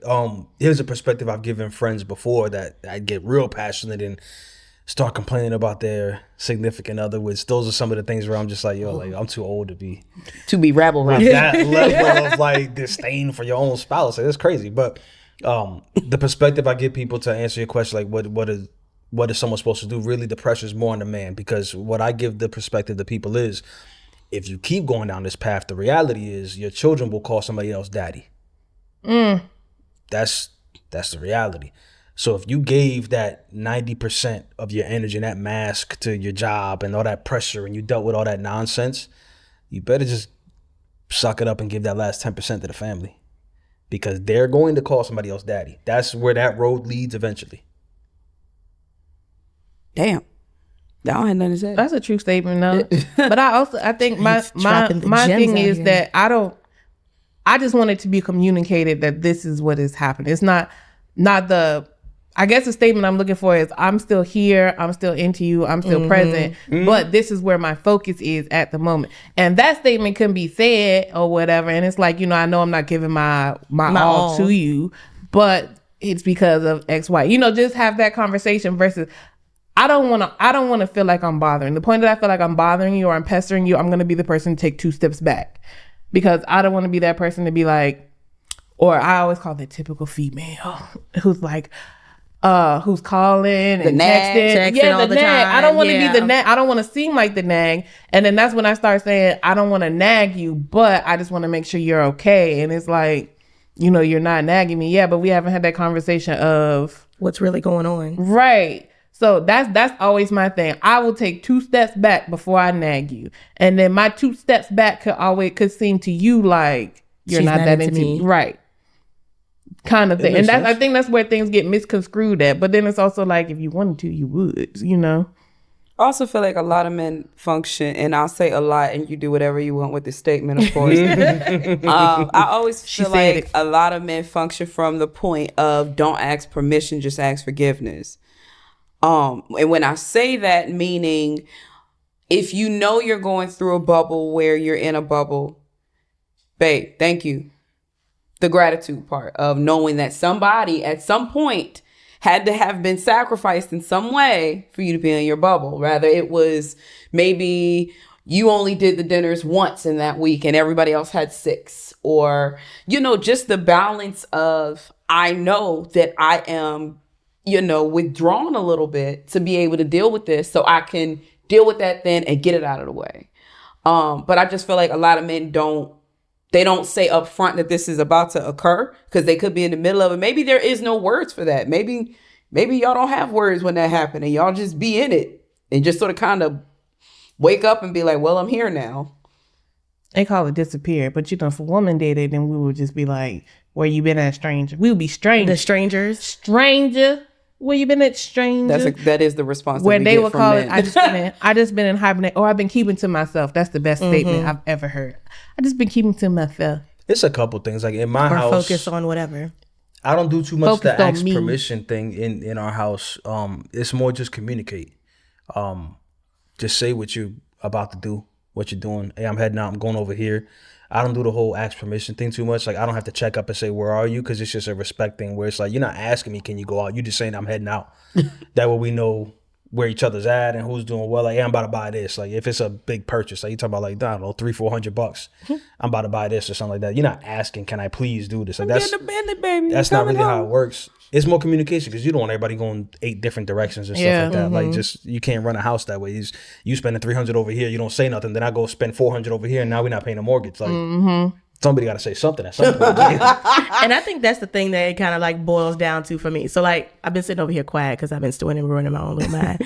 But because I am kind of going through a similar situation now where it's like, oh, I've been focusing on the business because I got XYZ going on with me, myself, family, the business, blah, blah, blah. So it's been more of a lack of communication. And anybody that knows me, I need to know. Don't sit there and ghost me and expect me to be like, oh, okay, you know, you got these things going on. I need to know if you're alive. Are you okay? I'm not about to sit here and text you every day just for you not to answer, those kinds of things. So I think it really just all to me just boils down to communication. Yes, you told me that you were going through some things, but at the same time, I just need to know if I need to stay or leave. Like, you tell me, do I need to stay, whatever, how I need to function going forward. That's all I need to know. Because me playing guess who and guess what is not for me. And I think that sort of kind of defines the last part of the question that I was like thinking about. It's like in what she's saying versus the way we are treated, there is no amount of time in between when you come out of that women usually know of. Right. To say, oh, I'm still damn, here. I'm already hearing my thoughts versus I'm hearing my thoughts where you are. So I guess there's no sense of comfort there to alleviate me spiraling out of control limbo or whatever, you know, or what's because I tend to overthink a lot. So that's you know, why ashwagandha. me overthinking and doing all the things, you know, I'm over here like, that's why. Is it really what it is? Could he possibly be cheating? Is there another person? Is this thing over? Should I move on to somebody else? All the things. I feel like that's why ashwagandha and weed are here. But while I try to communicate the things, I will send the text message of, hey, what's going on with you? These are the things that I'm going through and thinking about, and what do we need to do XYZ going forward? Silence. Maybe a text message will come in a week later. But I ain't about that life. So I don't want to get too psychological or emotional on you. Go for it. But what I hear you saying, and like I feel like everybody needs validation in certain areas. Right. There you go. Because when you said, one thing that struck me, when you said, oh, I wonder if he's cheating on me or whatever. And I'm like, my thought is like, why would she even think that? Because then I start to think, if a person is concerned about that, does that say more about your significant other? Or does that say something about how you feel about yourself, that you might feel that you're a person that would get cheated on? I mean, I'm not gonna lie, it's happened before, so hell. But it's happened. Because I feel like we could find ourselves in a position. I had to do it. Where here's the thing that's sticking out to me. I knew a person that was constantly talking about how much money he has, the stuff he owns, the cars he drives, and the house he lives in. He was Rick Ross? Right? Something like that. Okay. But it occurred to me, without being a psychologist, I'm like, oh, this dude has the lowest self-esteem of anybody I know. Why do you have to constantly tell me how much money you have? Why do you have to tell me about the car you have? Why do you have to tell me about the vacation you went on? Like, good for you. Like, that's... me being an introvert, I don't even want to tell you about what I'm doing. Right. So to hear somebody else like, yo, you see the new car I got? I'm like, good for you. Nice. But then I'm like, being an introvert and overthinker, I'm like, why are you saying that so much? Why are you telling me? It's like, oh, you look in the mirror and you feel bad about yourself. You're buying these things to validate something. You're trying to prove to yourself that you're out here doing it. So that's why I asked. And I think all of us have certain validations that we need. And maybe we need to be open with our significant others and say, hey, like, I need to hear, thank you for this. I need to hear that. Like, and we also have to be cognizant that just because something ain't important to you doesn't mean it's not important to them. And your unimportance for that doesn't just cancel out. Like, it ain't important to me, so that don't matter at all. Like, nah, that matters. Like, that person cares about the dishes being done at a certain time. Do the dishes. Get them done. Because and I bring that up because it's always the dumbest things. It's always the smallest things. I can't think of any. When my friends come like tell me about, oh, I can't stand, but you know, my wife, my girlfriend, because she did XYZ. I'm like, you hear what you frustrated about? Like, it's stupidest thing. It's over that. But then again, it'd be a pattern of stuff like, oh, but if I said this 800 times, it's like, well, there's two things happening. You not using the right words to communicate. Or they don't or care she enough. don't care. Like you gotta figure that out because that is the decisions to be made. And I blame myself for like 9.9 times when something goes wrong, I'm looking at what did I do wrong. Even when somebody would offend me, disrespect me, I'm looking at what did I do to make that person think they could talk to me the way they just spoke to me. I'm not looking at it's go time and let me deal with that person. I'm like, let me recalibrate and see what the heck I did for that person to think you could violate. Yeah. I think like as women, I can agree with the spiral part of it. Again, that's why ashwagandha and weed are invented. Yes. Because they I have been a think that very if you big don't help. get a certain validation or like a certain communication or something like that, as women, especially if there's a lot of radio silence, like just silence period between you and the person you care about, it's like 1,000 things could be going through your brain. And it doesn't mean that we not busy. It don't mean that you not busy. It just means like, Just want to know that you still exist. Do you still care? right. Or like just take 2 seconds to say, hey, look, X, Y, and Z. But I understand how like a silent week could go into a, unless you a savage now, because there are some savage ass women out there, I ain't gonna shade you. But unless you a savage, if you truly, truly care about somebody and they don't communicate the necessary things to make you feel comfortable or confident in said pocket, then you do spiral. You do tend to spiral as a woman, because I've also had that tendency in that moment as well. But it's like I always have to snap myself out of it and say, you know what? Sometimes you got to let it be, you know? We got to remember one thing I say is our 100s are not the same. Like the 100% I give is not going to be the same quantity of the 100% you give, right? So it's difficult, but we got to figure out how a person expresses their love and their appreciation. It might not be the way you thought it was or the way you necessarily wanted. But like for me, for example, the way I'm going to show my appreciation is I'm just going to go fix stuff. I'm going to get stuff done around the house. I might cook dinner for everybody. That's just the way, like, me showing the best appreciation I could show versus somebody might say, I really wanted you to say thank you for XYZ. I'm horrible with compliments. Like, to me, when somebody says thank you, I appreciate it, that just makes me so uncomfortable. Like, I don't know what to do with, like, it makes me feel weird. Like, you good? Like, it's all We right. say like, thank you. We give compliments. We'll holler. Where you been at? What are you Exactly. missing for? And that's Why? Why? You That's need probably help? a trauma. That's probably a trauma thing in and of itself. It's like growing up, the roasting environment and stuff like that. Like feelings be getting hurt to the point it's like I don't want to hear thank yous. I don't want to I don't want to talk about feelings. Like because feelings used to get you cut up on the block. But I think the roasting environment set a lot of men or boys into going into manhood to be like they don't know how to feel about stuff like that, or it's like weird to them to hear about stuff like that. Like if somebody clowns you about your big ass ears the whole time and you meet a woman who's like, oh my God, you have such nice ears, it's like, Oh. Well, and maybe it doesn't happen as much today. I don't know. We'd have to ask the children today. But I feel like when I grew up, there was a harsh way you were raised where it's like if you showed any feeling at all as a man, as a boy, now you a little girl, they use other words and stuff like that, like to be real offensive about like, oh, you acting like a da-da-da-da, like be a man. Like you could be 8 years old and they telling you, yo, you being a such and such. I'm gonna say, my child used one of them words on somebody else in the neighborhood the other day and I looked dead at him. You said what? Like, what you say? You call him a who? I just feel like in that time though, it was just easier to make the men emotionally unavailable because of the labor that a man had to go through during that time. Like, I mean, you're not white. I would imagine that your households would look like ours being on one side of the red line, you know? So I would assume that mentally there are emotions that come with those boundaries, which would say it's easier to not really participate and have them. And then to have children who are raised by those same people who don't participate in their emotions, then turn into the same thing. So I feel like a part that makes it harder is like, I don't think men are emotionally dependent to function in that space. Like you weren't forced to function in that space unless you had to. Because you had to be hard. I'm gonna say men our age, because I'm not gonna lie to you. Under the certain age of like 25, maybe I don't talk to. I don't. I was about to say, if you ever talk to a man at 25, he's emotional. Yeah. But he's also they emotional. call it the sassy man. I was about to say he's sassy. They are And the he's sassy man is what they have been calling them. Why do you think the now soft, that sassy man. toxicity is like a thing now? Why do you think toxic relationships are? Look at Blueface. Okay, Blueface is not the man above the equator of 25. Okay.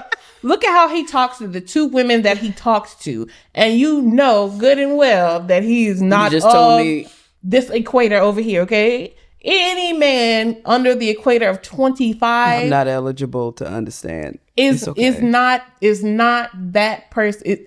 I'm gonna tell you right now. I can say I'm fine to that person and he'll never ask me why.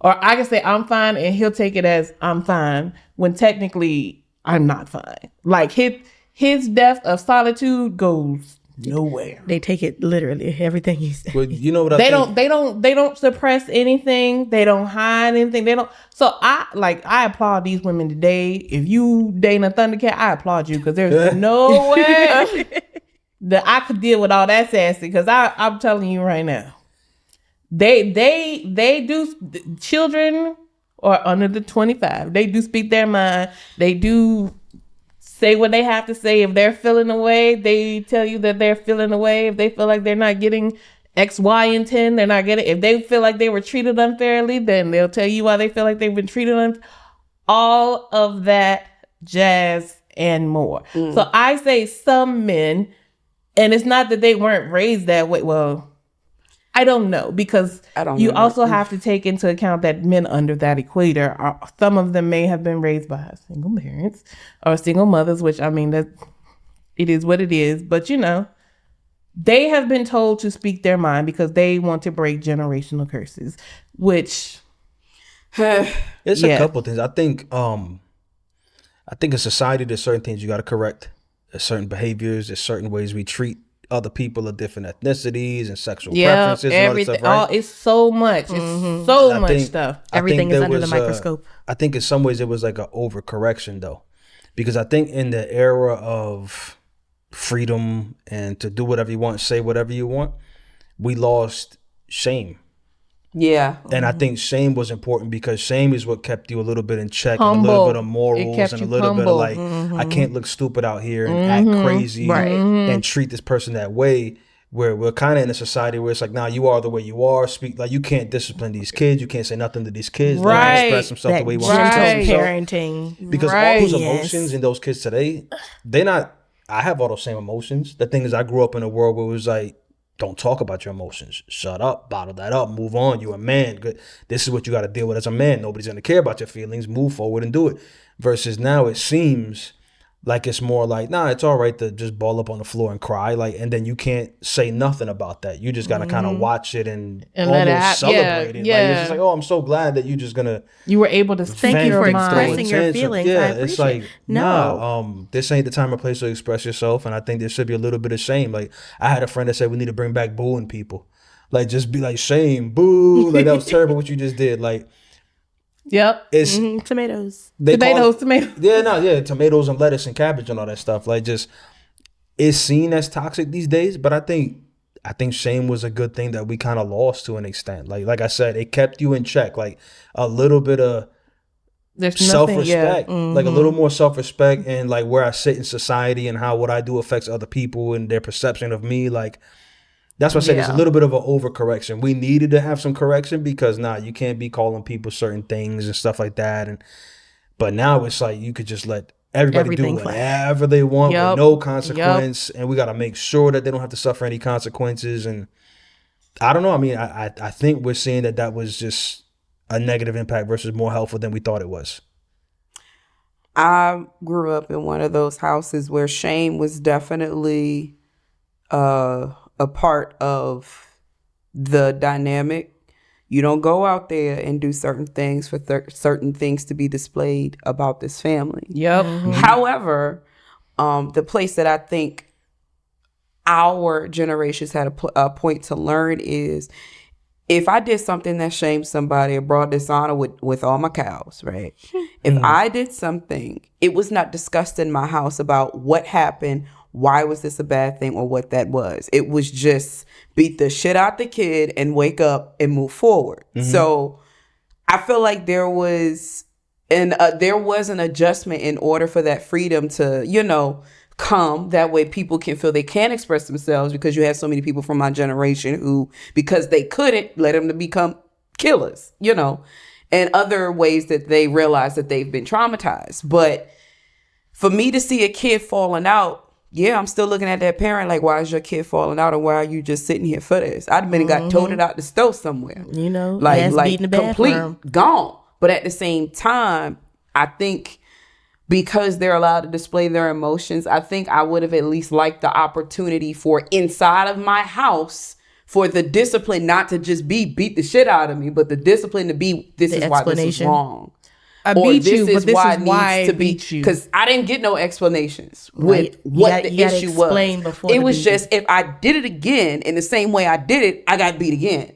That was it. Like, there was no of why. I was gonna say, now that I will say that as a parent, I spank my child, but I spank afterwards. I explain to him why this consequence happened. I always explain to him that there are consequences to your actions. That's number one. We go to McDonald's, you can't tell me what you want by the time I order my food. I'm so sorry, we're pulling off and I'm gonna get what I eat. And then he's like, well, why didn't I get anything? Because you were so indecisive. That's the consequence of your indecisiveness. You know what I'm saying? But if you go to school and you act a fool and the teacher had to call me and say, hey, look, your child acted a fool today, don't worry about it. It's me and you when we get home. Now he understands what that means. It means that, I'm going to get it when I get home. However, I always explain to him, this is why you're getting it. So that way he knows, if I go to school tomorrow and I act a fool, my mama going to get me when I get home. I always tell him, don't have her have to call me. Because if she had to call me, then it's me and you. But as people, if these younger generations now find no issue with their outbursts or with the way that they process something that they didn't agree with, how are they dating somebody they're dating people who have the same shit. They have the same mindset, the same process, baby. We're talking about children who are idolizing the Krishans and Blueface of the world and saying, "Oh my God, this is relationship goals." What? Since when did domestic violence, verbal abuse, the whole thing? When did that become a thing? Since when did the fact that he beat the fuck out of you become? He loves me so much. When we saw that, we was like, hey, love ain't supposed to hurt. Love ain't supposed to hurt. He ain't supposed to be blackening your eyes and doing nothing. But when they saw it, well, she shouldn't have did what she did. What? That's not that's different. Tony, you're gonna have to help him. You're gonna have to help him. Why you have to help him? You should have asked her why you had to help him. Men of the world. Yes, you're gonna have to help him. Y'all need to help him. The domestic thing, I never understood. All of y'all out there in YouTube. If the children are our future, and at someday one of these little things is gonna have to be my nurse practitioner of some sort. Just let me die. Well, no, but that's the problem right there, though. Just let me die. The relationships is one thing. You'll find somebody that'll put up with your nonsense. You just will. Like these kids throwing themselves on the floor, they'll find somebody, right? Who put up with who? Yep. Somebody gonna ball up. Somebody gonna ball up on the floor with them. Don't worry about it. We'll ball up on the floor together. What I worry about is what are you gonna do when you go work? Yes. Because I give kids the perspective, like you're gonna grow up and you're gonna work with adults. These adults are not gonna care about your feelings. Nope. I know that in school they taught you that if anything hurts you, triggers you, you can run down to the counselor, you can do that. That doesn't exist in the work field. No, because your boss doesn't give a shit. To work. Like, he does not give a shit. And what I learned at home, I like that you said what you said about how you raising your son, and it brought to my mind, like, people need to understand the way everybody raises their kid, that's how they raise their kid. Mind your business. There you go. Like, that's really the way it is. Like, I feel like that's something the government messed up on, is telling everybody how they need to, across the board, this is how you will do it. And it's like, your kid ain't the same as my kid. Nope. Our personalities ain't the same. I got 3 kids. You got 1, right? Yep. I got 3. And I can tell you, after having 3, 1 needed to get hit. one of them just talking gets the response. And one of them just looking at him is the response too. So you can't, me just in my home, in my small experience, 3 kids are I see that the parented personalities require different levels of parenting. They just do. I don't know what the answer is, why that exists. I just know it does exist. That the kids need to be parented a little differently.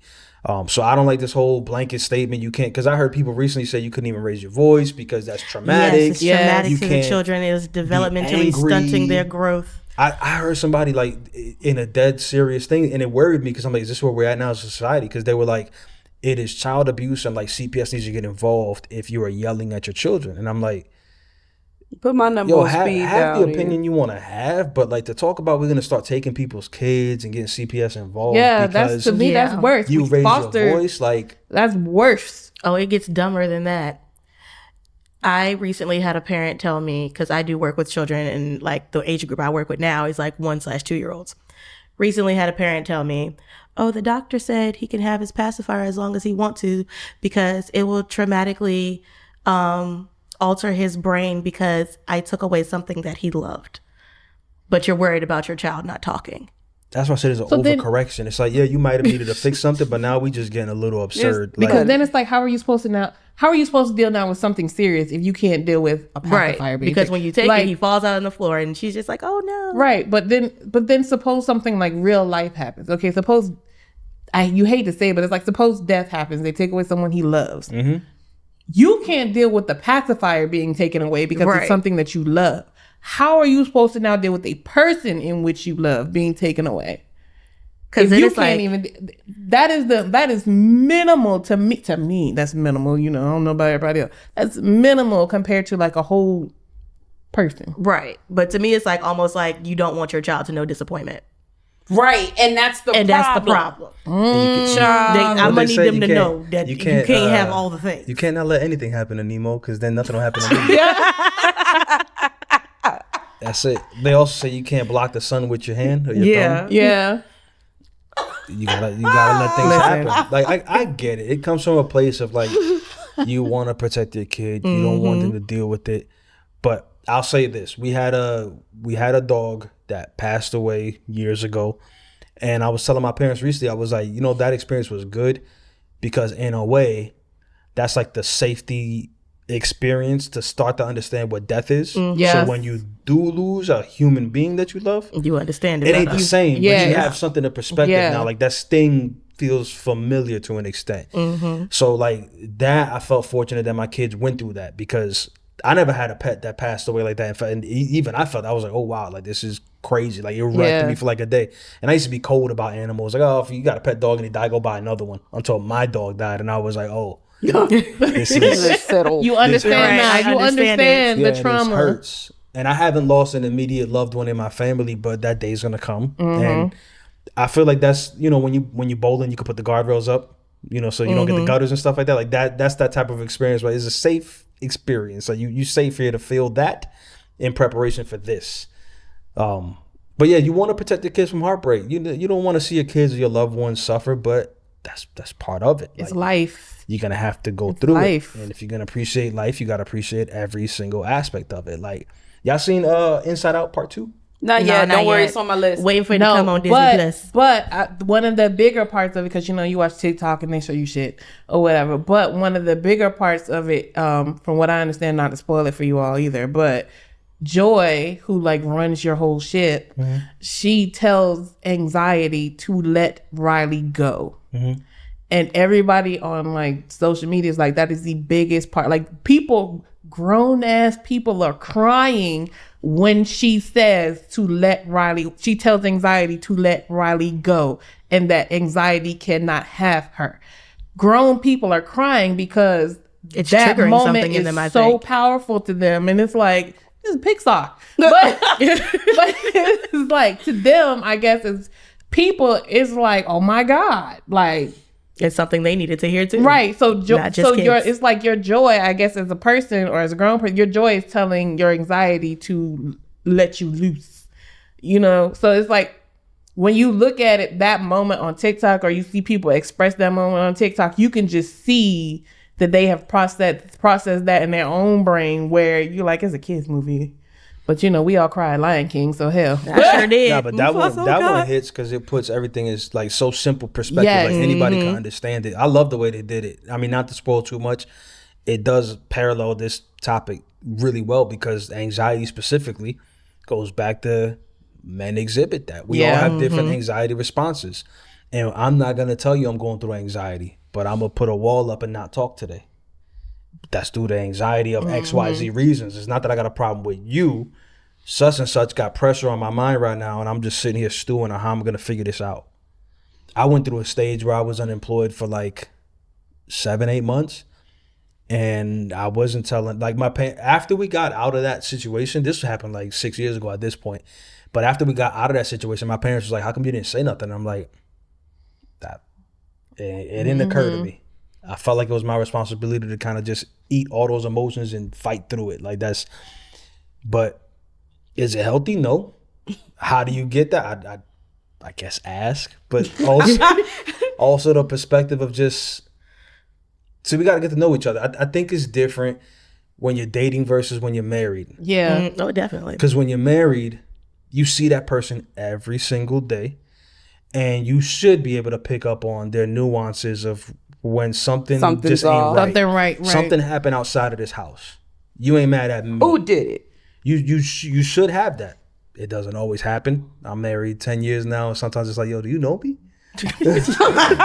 Still finding the little things. You met me? I'm sure she feels the Shout same out way. to Kashmir. Yeah, no, I'm sure she feels the same way. We're all learning, but those are the things I think. And maybe when you live with your significant other, but I don't know. I just assume when you're married, you should be able to pick up on the tiny nuances of like something happened at work. Mm-hmm. And as long as you know that, you could maybe start to rationalize, okay, that frustration right there ain't about me. Let me let him have that today, and I'll get back at it tomorrow. That might be helpful. But that just comes from being real in tune with the person's love language, how they express themselves. It's tough. It's tough because each person you get involved with is going to be different, right? Mm-hmm. So what worked for this person over here ain't going to be the same. That person, I know men that need to hear, I don't get it, but they need to hear, thank you so much for what you did today. I'm like I know people that they'll do the dishes and get upset because my wife ain't say thank you for doing the dishes. I'm like, I'll give you the thank you for doing what you're supposed to It's do. their love language. It's Everybody's love Words of language is affirmation. different. You hear that There's- word of affirmation, That's- okay? Tony gonna give Joyce a CD. the words, that says, the words for They need to affirmation hear is that weird, word. but it's gonna be 3 songs. That word of I hated you affirmation, yesterday. We okay? good tomorrow. I and love you today. forever. Yeah. yeah, no, Everybody's love language is different. Some I'm 100% people like that an word. actions person. What they call it, acts of service Acts or of whatever. service. Acts of service. that's- I'm 100% yeah, that. that's me. I'm like, don't say thank you. Don't. Because- You know what bugs me? And this is messed up. It's not right. I gotta go through it. But That's not right. I don't like I'm sorry. I don't like that. You know what my response is to I'm sorry? The best I'm sorry is a change of behavior. Like don't say I'm sorry. My dad used to say that, don't be sorry, do better. Just kind of right. Like just fix it. Like I don't want the long drawn out I'm sorry, here's why I did it. Me personally, I feel uncomfortable with that. I don't feel uncomfortable with talking about the feelings. Let's just get past it. Like let's get over it, do better, don't do that again. Some people feel like, no, we got to sit down and talk about why this happened and let's make a pact. And I promise the next time I feel this way, I'm going to let you know. I don't need a note. Just don't do it again. Just I know I asked a service person like that. It's where you call for anything and he'll be like, yeah, sure. He'll bitch about it first, but he'll do it with a smile. He'll do it, you know what I'm saying, with a smile on his face or whatever. And then when you be like, thank you, no, don't worry about it. Yeah. Kind of thing, you know what I'm saying? But he'll give you a little speech before you get it, but still, I don't know why. It just is what it is. But then if you do something for him in turn, like Why? Why'd you do that? yeah, Why? like if you do something for him in turn and he's like surprised or whatever about it, or like if you give him a gift, it's like why are you giving me a gift? Our translation is motion, and it doesn't always communicate Yeah, through verbal. I was gonna say because acts of service somebody- people and don't I'm expect to get anything not a Yeah, thing. in they don't. return. We don't. So then when you give them like an appreciation or something in return, it's like It's a shock to their system. Oh my yeah, God. it's like oh my god, like what the You gave me hell? honey. Kronk pulled the lever, and I don't understand what's happening. But then that's also the friend, like you said, he's a introvert as well. But 9 times out of 10, like if I feel it, or like if it's been a while, then sometimes I'll send him a message say, hey, look, I feel in my spirit that something's going on with you. Is there something wrong with you? Or are you okay? And then either he'll open up and say X, Y, and 10, or he'll open up and be like, I don't understand why you feel that way, but I'm fine. You know what I'm saying? And then it could also just be the I'm fine. And then 10 days later, he'll say, well, I was going through this. And I'm like, when I asked you, were you okay? You didn't tell me. Yeah, because I didn't want to involve you, but X, Y, and Z. So he's that kind of person, but I feel like I sense that when it happens. I'll tell you this as like I'm gonna give you some brother advice. Big brother. Aw. I think the misconception I had was the longer you with somebody, the easier it gets.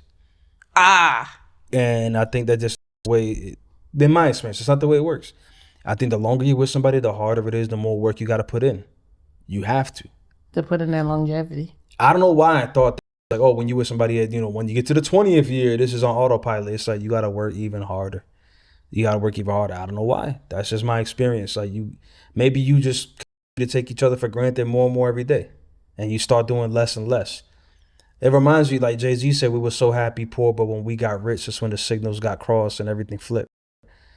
I always wonder about that. Like, how come when we were poor, there was more affection and there was more love, and in the beginning, and there was more, and then you kind of get to your dream home and your dream car, and you got the life that you wanted, and now it's like those things. What happened? I think, in response to that, if you look at what it took to get it versus what it takes for you to maintain it, something comes out of the reservoir of affection in order to move up. Like I haven't seen where you can grow this thing and this thing grows great, grow this thing and this thing grows great simultaneously. So I feel like you had more love because you had, less other things. So more affection was in the mix because of you having less things. And then as you acquired more things, those more things spread you a little thinner. So connecting in that same way, it just doesn't add up the same. Like you said, that same 100 doesn't add up. So it would become harder to go, the distance and to go on a longer amount of time, because the things that you've acquired together take a new 100 out of you. They take a piece out of that. But I don't feel that is the type of marriage stability that is displayed to people who are not married. I feel like to people who aren't married, it's displayed as if it's immediately easy once you all are in your mix versus it gets harder. It gets harder every year, and that's not to say that, the relationship is falling apart. It's just you got to put more work in. I'm always metaphorical, drawing from movies and songs and stuff like that. I just quoted Jay. I'm thinking about Tony from Scarface when he said, "We're not hungry no more. Like, we're not hungry." And I think you eat. You got Maybe paradise, and now I'm coasting. But if you go buy like a Rolls Royce and you spend all that money, you're gonna go get the cheapest part you can to keep it maintained.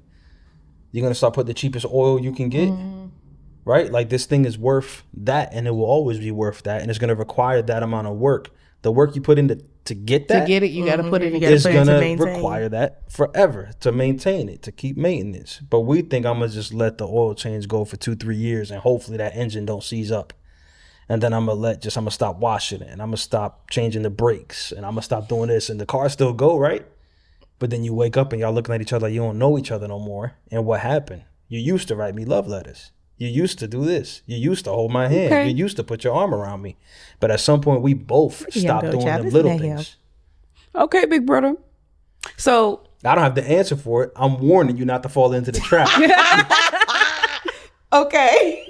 Just keep it in mind as you start to lock in with somebody. This is not going to get easier. Man, shit. I'm be on. I don't feel like that kind of love exists no more. I ain't shade you. It does. To give us little siblings, big brother, that one piece of advice to take us out, what would be? I want another piece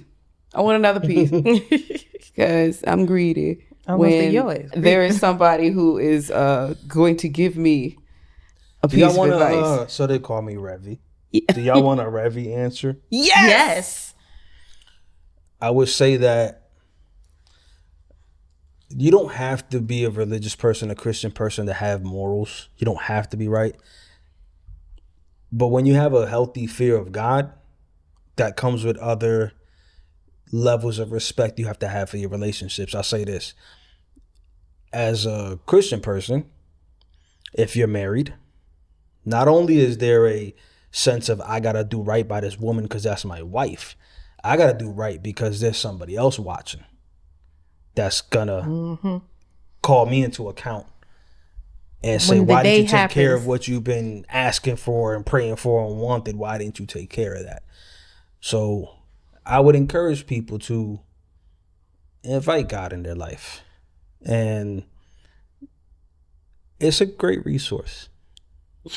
It's a great resource, and it keeps you kind of grounded. There's moments where I'm like, for what? Like, why am I going through X, Y, Z? But then you look back at like the stuff you went through and where you got to now, and it's like all that was preparation for this moment. It's preparation for how good you got it now. I tend to think, at least in my life, regardless of all the ups and downs, we typically are going on like a average up little by little, maybe not as fast as we want, but if you look at the last 20 years of your life, you're better than you were 20 years ago. Just kind of it sucks in the moment. I have friends that have been through divorce and stuff like that, and they're like, oh, that was the worst moment in my life. And it's like, well, but you better today, right? And maybe not today, but you'll be better tomorrow. Like, It gets better. You will hope. and it's your responsibility to make it better. It's yours. I think each of our emotional states is our own responsibility. And if you want to be understood, then you got to seek to be understood. You got to speak up. Speak up and make sure you're understood. Don't complain that people don't understand me. They don't know what I'm going through if you ain't even open your mouth and articulate what you're going through. Such a Revy response. Ain't it? Right? Just It go like this. Speaking of revical responses, Brother Reverend, Brother Reverend. Brother Reverend. Brother Reverend. That's the She just done put you in the cloth. yes. Yes. Because it's not too often that we give Brother Reverend, his flowers. We have something that we have prepared for you, Brother Reverend.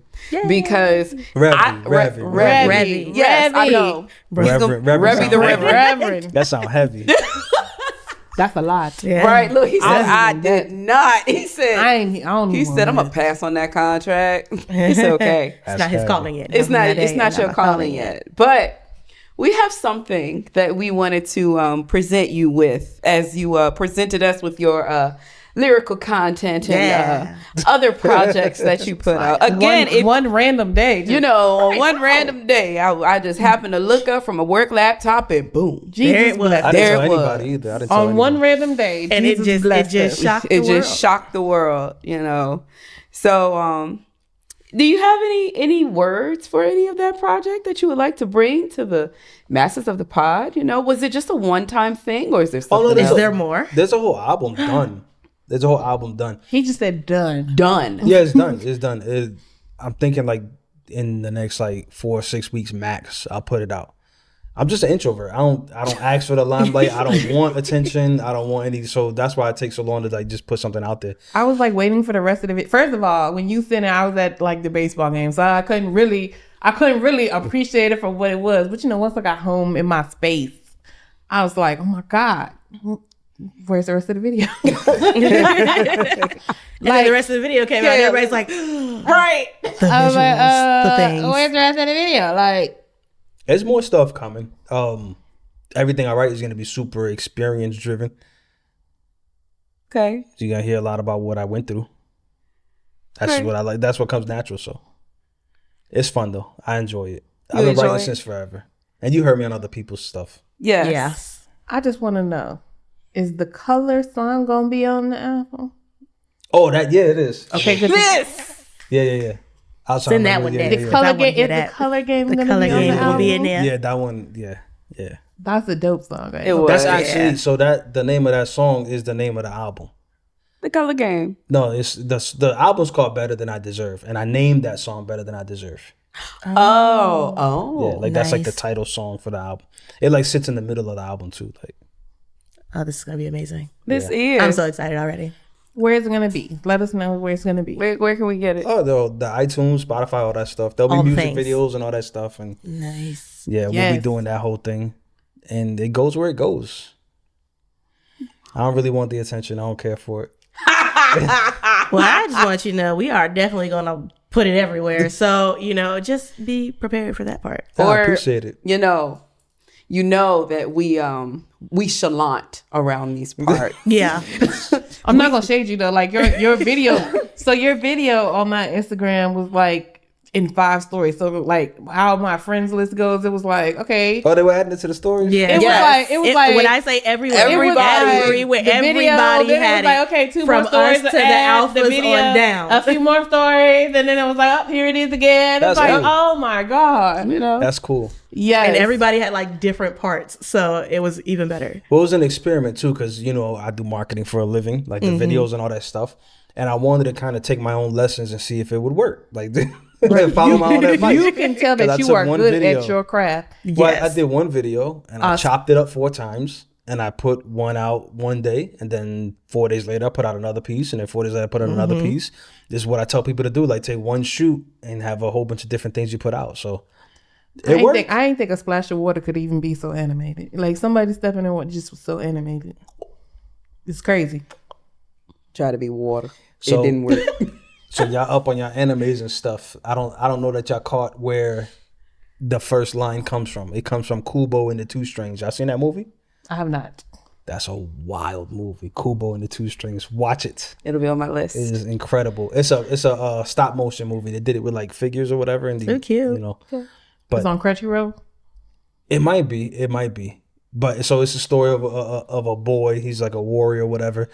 But when he would tell his story, before he started his story, he would say, "If you must blink, do it now." And that was Because my I'm favorite about to start part. telling my story or whatever. Like that was his point. So I like tapping into anime and stuff like that. If you must Nice. blink, do it now. Do it now. Do it Don't now. do it later. Do it now. Do it now. Do it now. Do it now. Do it now. Do it now. Tasha, Let's do it now. we doing it now. Okay. Do it now. Do it now. What y'all doing? Oh, that's wild. That's crazy. Died Bruh, I've been hot. It's been hot this joint. That's crazy. It's so hot in this. Listen. Do y'all know what it is? Almost hot. All right. Do you know how far I had to cover that jacket? That's awesome. Oh, that's nuts. That's dope. Thank you. That's crazy. But of course, Man, we didn't leave you out I done picked up on that. That's nuts. of your own things. So please open. That's So crazy again, you nice. guys- That's Man. a white. Kamikaze Revy been taking care of us and our Y'all been doing antics it. Y'all been doing for, some, we are like, on year the thoughtful stuff. 4 years, This is 5 with the years guys. now.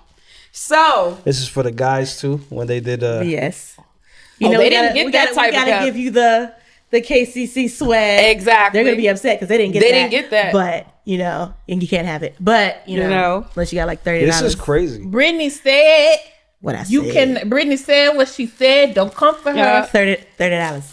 You can have. No. it. But then she Come for said her what in the she said comment. then. And then I said, But $30, you still can have didn't it. get the first one. Who made this? Me. Who made the shirts? Me. You made the shirt? I did. Man. Your resident other creative.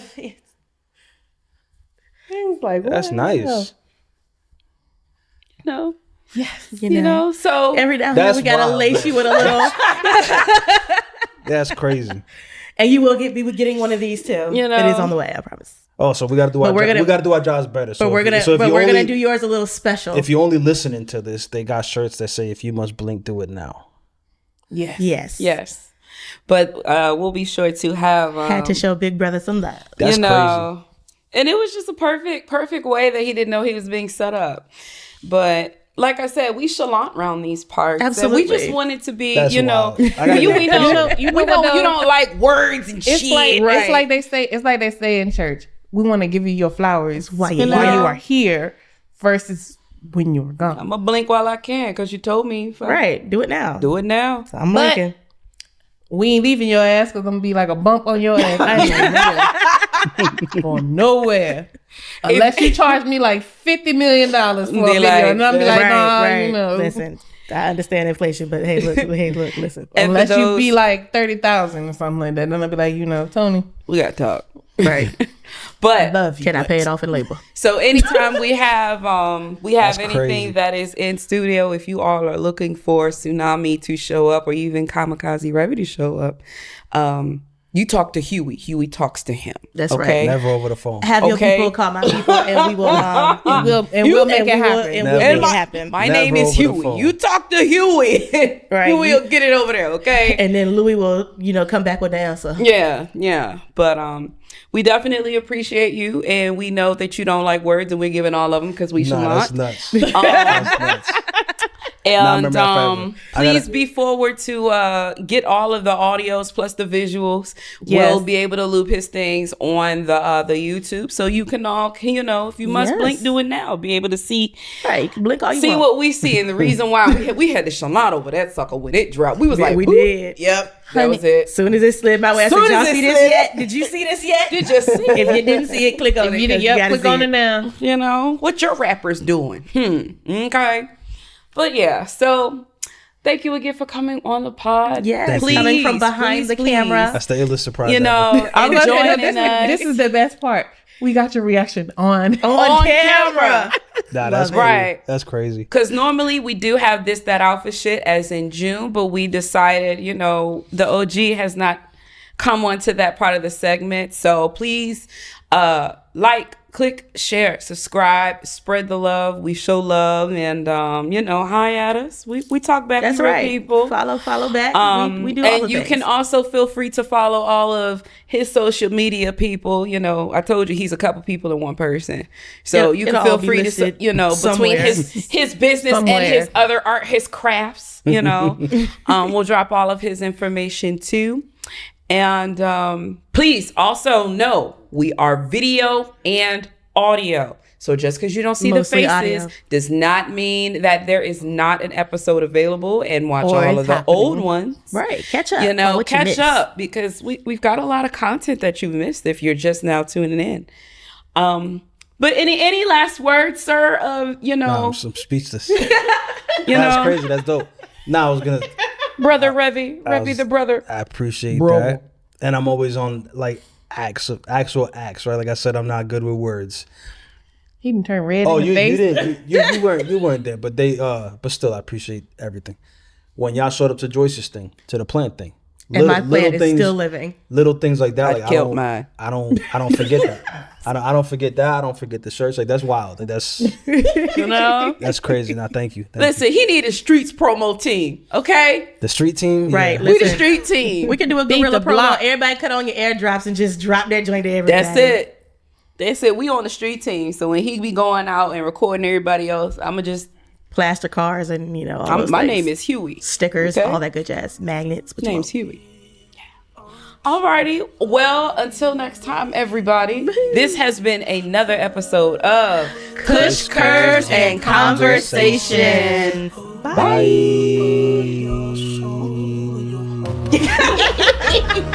The fact that you held that note, is Right. dope. So, of course, Bambino. Hey, minor.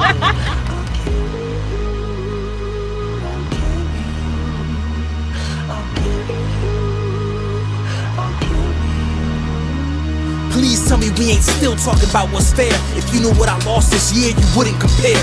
My eyes filling up and my energy's almost empty. The nuclear option's too easy, so don't tempt me. The flow somewhere between Jada, Kendrick, and Nas. The pros is giving the God, so my soul is immortalized. I believe when it's my time, the grief that we leave behind is the residue I've been telling you in each of these rhymes. If you ain't setting the table, then don't pull up.